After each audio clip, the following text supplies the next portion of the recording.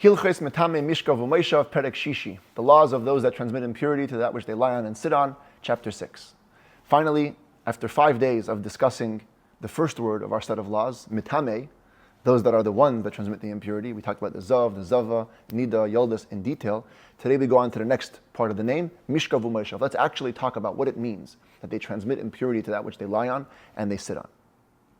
And the truth is, we've already learned in chapter 1 the basics of what this means, that any utensil which is meant to be lied down on, or sat on, or as we'll see today also, ridden on, if a Zav or his friends lie, sit, or ride on them, those things themselves become just like the Zav, an Av HaTumah.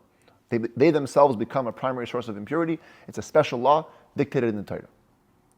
Now, we're going to learn the nature of these impurities and what type of impurity they themselves can transmit. It says that Rambam Malacha Aleph Kvar B'Yarnu, we already explained in chapter 1. Shahazav v'chaveirav mitamin mishkav umoshav umerkav. The Zav and his friends, the big four, they transmit impurity to that which they lie on, sit on, or ride on. V'hamishkav v'hamoshav echadu. With regards to the bottom line law, things you lie on and sit on is really the same. V'lama ne'amar b'Torah mishkav umoshav. Why does Torah say then both words? Kol hamishkav asher yishkav alav v'chol hakli asher yeshiv alav. If it's the same law, why does Torah specify them? To tell us shahamishkav haroi lishchiva, v'hamoshav haroi liyeshiva, that it has to be something which is fit or meant, designated for lying on, or fit or meant for sitting on. But really, ubein sheyashav ala mishkav, sheshachav ala moshav, whether you sit on a lying utensil or you lie down on a sitting utensil, timahu, the Zav has made it impure. Lefikach ani omer b'chol makom mishkav levad. Therefore, I, says the Rambam, for simplicity and brevity, will use the word mishkav alone. V'hu adin l'moshav, and you should know, whenever I say mishkav, it means moshav is included. Things they lie on and sit on. Now, merkav, things that they ride on, is a separate category. It's a little bit more lenient. Ve'ezehu merkav, what is classified as a merkav? Zeh haroi lirechiva, things that are fit for riding. K'goin mardas hachamor, v'tapetan hasus, like the saddle of a donkey and the saddle of a horse. Yeah, donkey saddle, horse saddle, they have multiple parts, but they're all considered together a merkav. Halacha Bey is hamishkav v'hamerkav kol echad mehen av me'avois hatumei shel Torah. Things that are lied on, or ridden on, or sat on, that's included in Mishkav, by a Zav or his friends, they themselves become an Av HaTumah. Av HaTumah means, classically, Metamin Adam v'kelim b'maga, or Metamin Adam b'masa. If a man or a utensil touches them, they become impure. If a person carries them, they also become impure. What then, Uma ben Mishkav lemerkav? What's the difference between Mishkav and Merkav?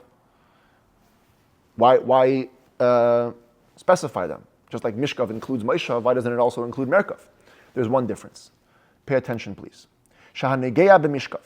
If somebody is touching a Mishkav, and Mishkav again includes also Moshav, if you're touching something which is meant to be lied on or sat on, that was already sat on by a Zav, so it's Tameh.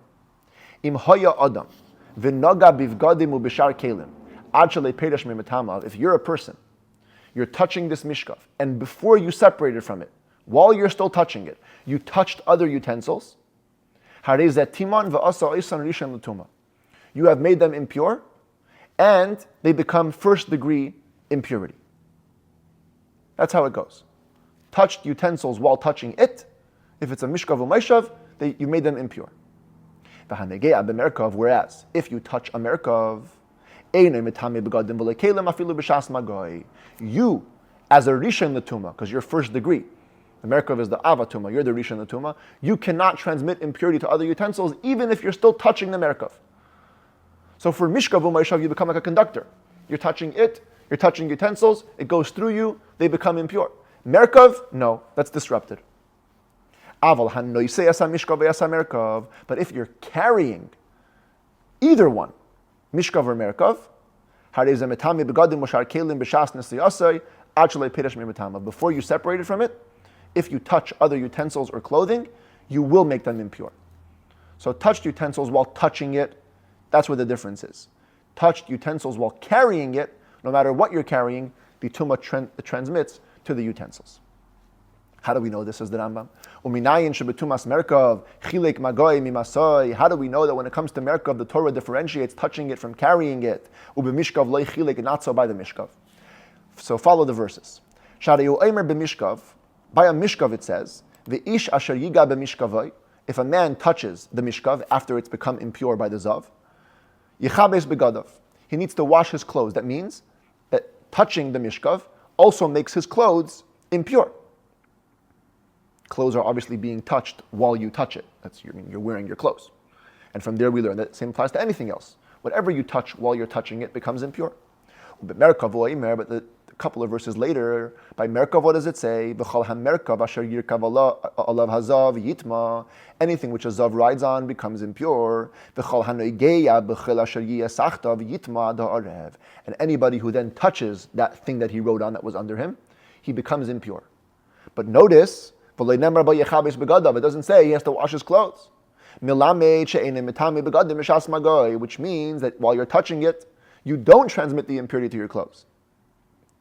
And therefore, for Merkov, it's different. But then, V'nemar, it says in the very end of that verse, if you're carrying them, if you're touching them, that's a difference, right? Touching a Mishkav goes to your clothes. Touching a Merkov doesn't go to your clothes. But if you carry them, Yechabes begadav. In either scenario, you have to wash your clothes. Echad anoisei asa Merkov, oyas anoisei Mishkav. Whether you're carrying a Merkav or a Mishkav, you transmit the impurity to your clothes while you're carrying it. So here you see the difference between carrying and touching vis-a-vis Mishkav and Merkav. Nimtzei salamit. Let's summarize all this now. Turns out that you learn. Shahazav v'hazava v'hanida v'hayoldis, the primary four people we're discussing, umishkavan, and things that they lie on and sit on, v'rukan u'memiragleyan, and their saliva and their urine, v'dam nida v'zava v'yoldis, and their blood, v'zay v'shel zav, and the actual discharge of a zav, kol echad me'elu av, all of these are an avatum, a primary source of impurity. The adam shanaga be'echad nikalelu einasoi, and if a person touches them or carries them, Metam'ei begadim mashar kelim b'shas negiyasei b'shas nisiyasei, he will transfer impurity to whatever he is touching while he's touching or carrying those things. But he cannot transmit impurity to other people or to pottery, because he's only a rishon. If you make people impure, you can make pottery impure. If not, you cannot. So that's as far as that.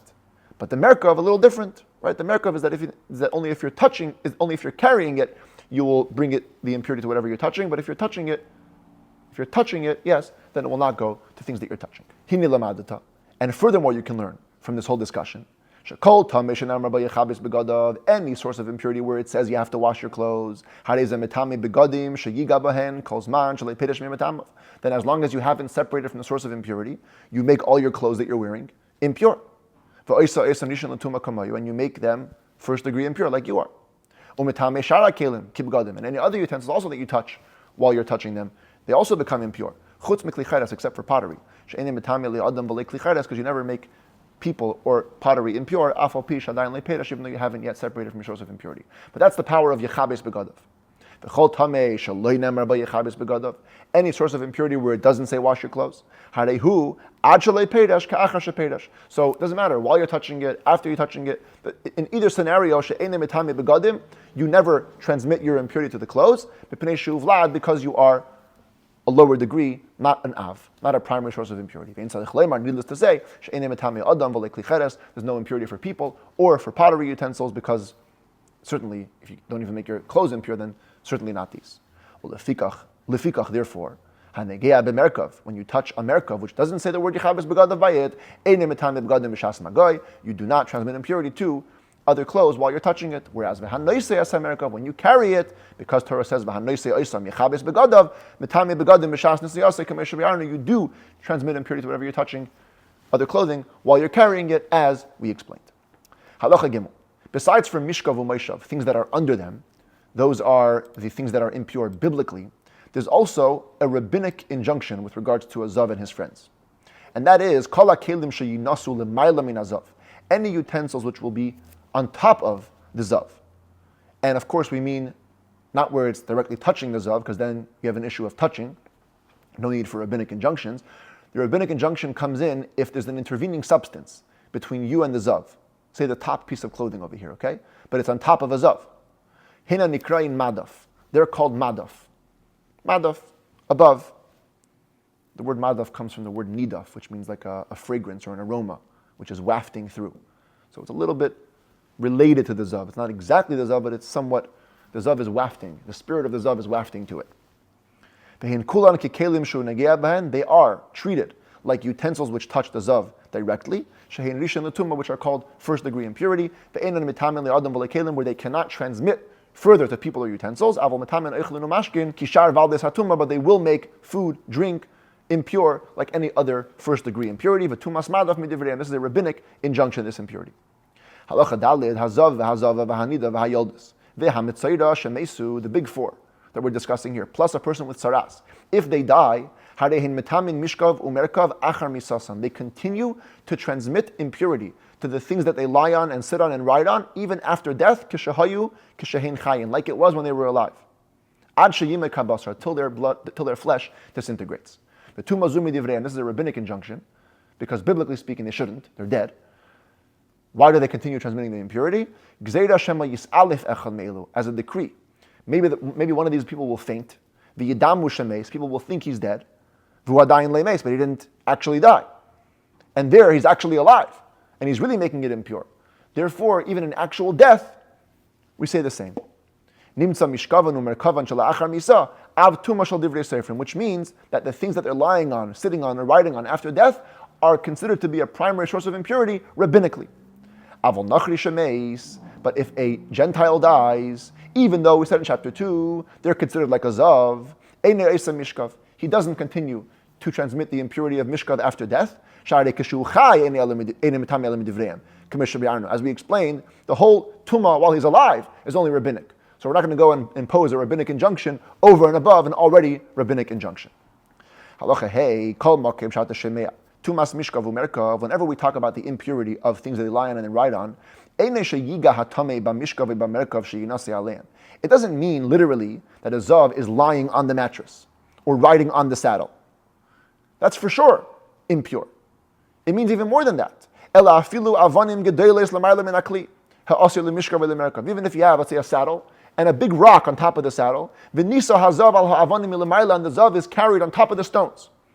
But he's above and his weight is influencing the saddle or the chair or the mattress or whatever it is. A very important rule. It transmits the impurity to the Mishkav or the Merkav even if there's an intervening substance. You have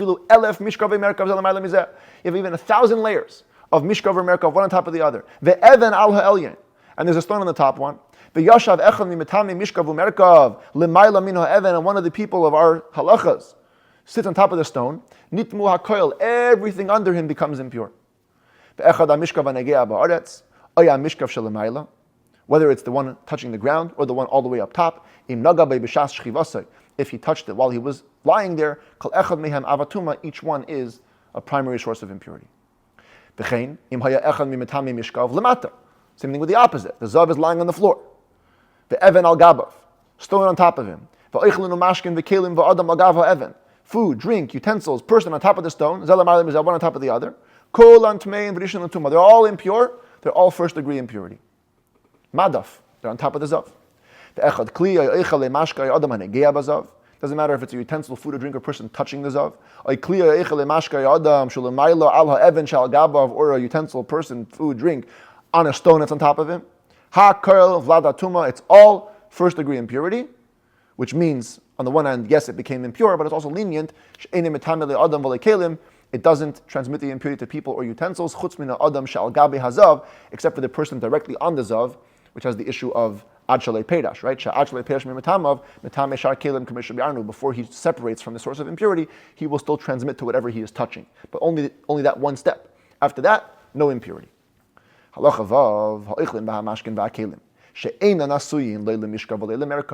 we're talking about till now, Mishkav and Merkav, is if the clothing are meant to be lied on or ridden on or sat on.